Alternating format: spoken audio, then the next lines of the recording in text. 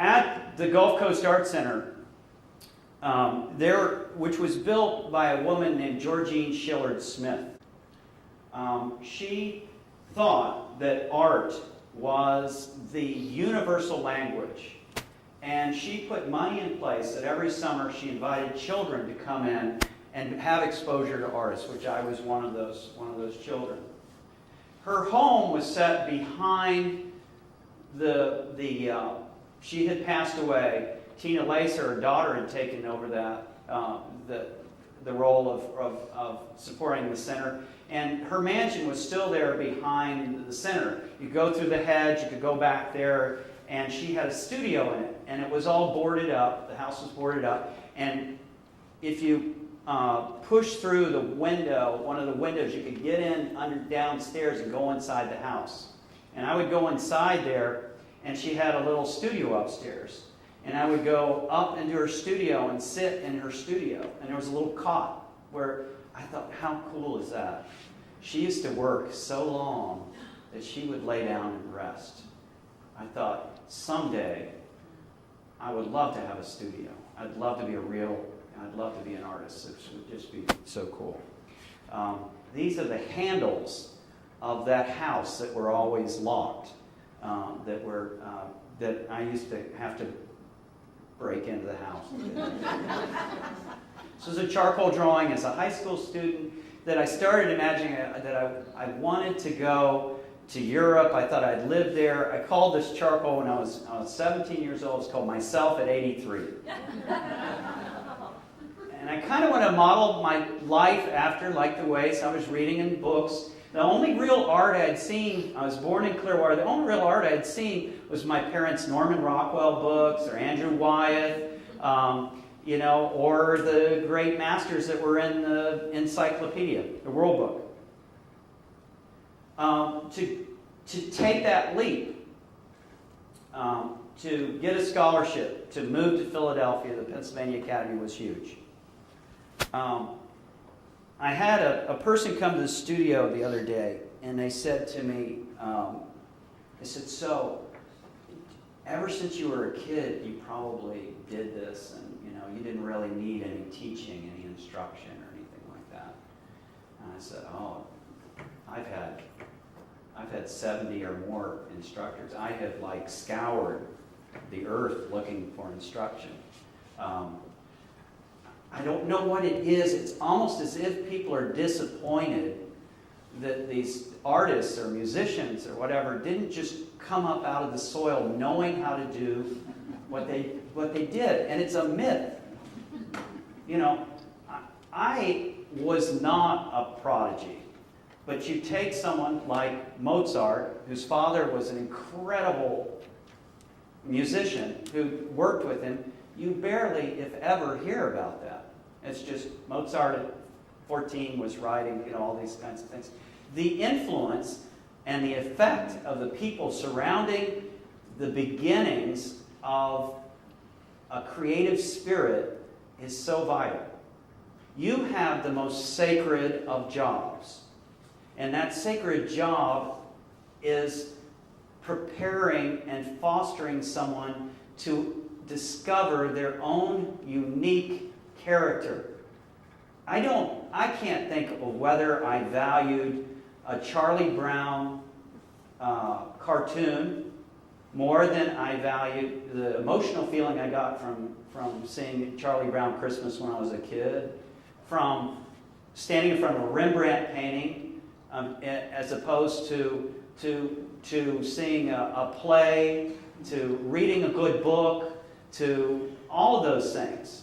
And all of those things are examples of people who became equipped to take their unique personality and do something with it. I had never been in a building taller than 2 or 3 stories, and this is where I'm going to school.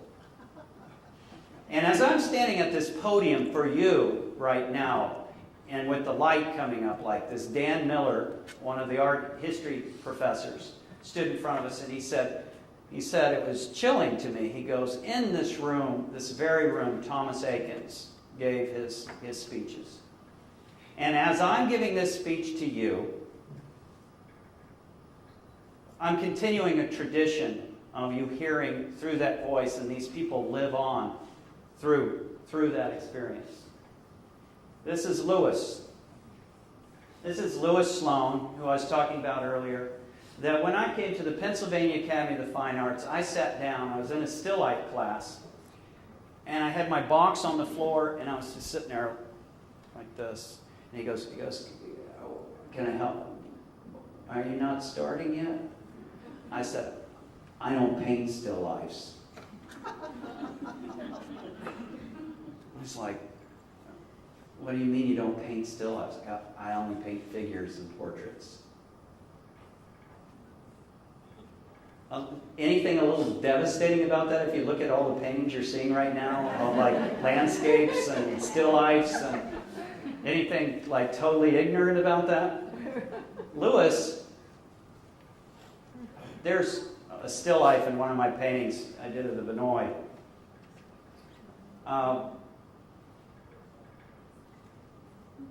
I cannot look at a still life without thinking of that comment. I wanted to paint figures, so a doctor who was here enabled me to go into the Gross Clinic at Jefferson Medical School and start dissecting bodies and doing my own anatomy studies. And I was drawing and working from a cadaver. This is a hand. I would lay my hand next to this hand, and I'd draw that hand, a dissected hand next to mine. I was like really into what makes it look dead, what makes it look alive. And after doing that for a long time, I went into landscape painting.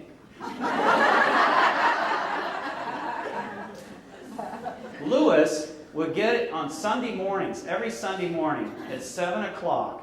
He'd pick up a few students, and we'd drive out of Philadelphia. We'd stop at a grocery store. He'd get food for us to eat a good lunch. It was one of our few. And he would take us out no matter what the weather was. If it was raining, if it was snowing, if it was whatever. And we were carrying on the tradition of the Hudson River School painters where we'd go out and we'd paint in those conditions. Here I am painting on the roof of a building in Philadelphia with the French easel, learning to paint color. And I heard about I'm going to summarize, but I heard about a great fresco painter, and I went to study with him, and I dropped my scholarship and didn't tell anyone and moved to Florence to work with this fresco painter. And this is a drawing that I did there, and he was a great influence because he was working on frescoes that were in the cathedrals that were bombed in World War II, and was doing frescoes just like what you had seen from the 17th century. And what really impressed me about that was sometimes when we go to museums and you look at paintings, it was almost like somehow these people came down in spaceships in the past and were able to do this, and we don't have to do that anymore. We don't really have to, draw like that. So it really upped the pressure on it. Then I graduate from all of these things. I come back home, and guess what? You're not special anymore. All of you guys who said to that kid, don't give it up. It's really great. It's really creative. Don't give up being an artist. When you get done and you're no longer little, it's like, oh man, well, I don't know what to tell you to do now. I guess there's the art show in the fall. Come to the art harvest. You can hang your stuff outside. You can do, it's like, there is no real specific career for a fine artist. It's not, it's a hard thing. Again, Lewis said to me, he goes, take a part-time job. Don't work so much that you can't keep painting. Take time to digest what your influences are. So here I am, born in Florida, loved fishing, loved Europe, and I start doing this impressionistic style paintings. This is Dunedin Causeway, where I grew up, and I love painting. One of the significant things in here, you see, is the red and white plastic bait bucket that you'd buy at Eckerd Drugs. All things are connected. I loved fishing. I started to do paintings that were using the underpainting that I had learned in Europe, the love of stuff for Florida, and the techniques that I had learned at the academy, to combine them to do new images of things that were from my childhood. I got to eat Florida lobster on my birthday. And so I did this still life of a Florida lobster. That was our house in Florida, and it was, behind it was an orange grove. And this was a painting that I did called Land of Promise, with the citrus, the history of the pioneers of Florida. And if you look at the wild citron, I used to walk by these on the way to school. These are not watermelons, but they are a wild melon that is very, very bitter. A lot of people kick them and break them and go, they're no good because you can't eat them. The pioneers used to pickle them, and it became a symbol of the earth for me. And you can see Florida.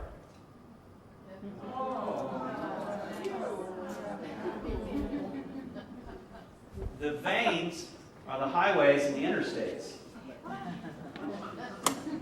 The symbolism was that as we're taking something and just discarding it because we're thinking it's worthless, there was a time when it was seen as something that was very valuable.